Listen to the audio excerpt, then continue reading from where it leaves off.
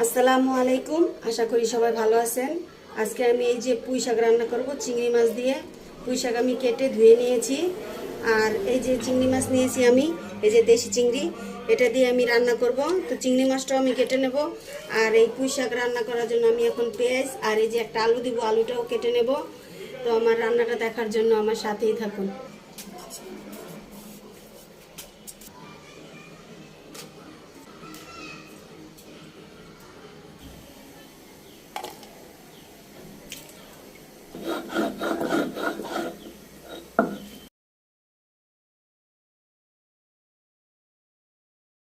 এই যে আমার সব কিছু রেডি হয়ে গেছে। পেঁয়াজ মরিচ কেটে নিয়েছি আর এই যে চিংড়ি মাছের মাথাটাও আমি বেটে নিয়েছি। এখন আমি রান্নাটা শুরু করব। এই যে আমি কড়াইটা বসিয়ে দিয়েছি, আমার কড়াইটা গরম হয়ে গেছে। এখন আমি তেল দিয়ে দেব। এই যে তেলটা গরম হয়ে গেছে, পেঁয়াজটা দিয়ে দেব।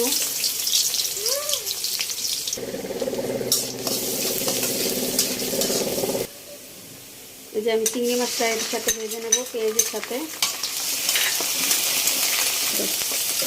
এই যে আমার চিংড়ি মাছটা ভাজা হয়ে গেছে, এখন আমি পানি দিয়ে দেব।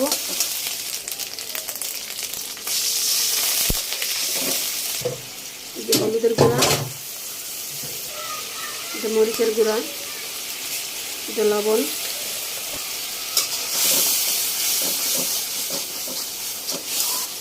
এই যে কাঁচামরিচটা দিয়ে দেব। এই যে আমার মশলাটা কষানো হয়ে গেছে, এখন আমি এটার মধ্যে আলু দিয়ে দিব। এখন আমি একটু পানি দিয়ে দেব, তাহলে আলুটা সেদ্ধ হবে।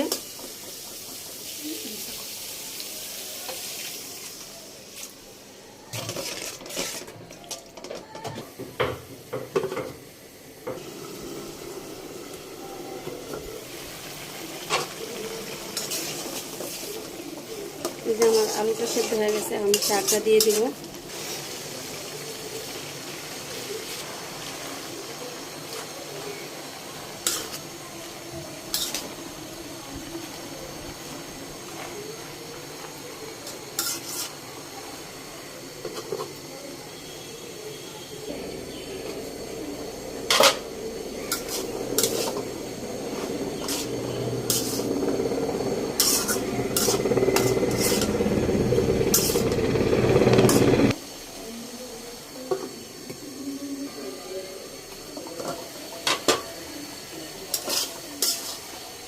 এই যে আমার শাকটা কষানো হয়ে গেছে, এখন আমি পানি দিব।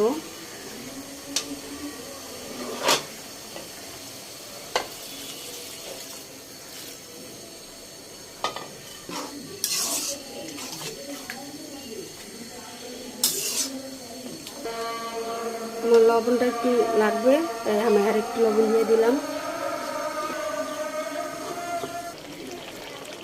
এই যে আমার শাকটা হয়ে গেছে, এখন আমি বাটিতে নামিয়ে নিব।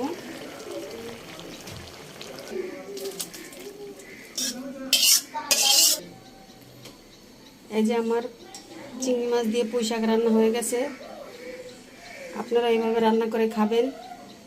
আল্লাহ হাফেজ।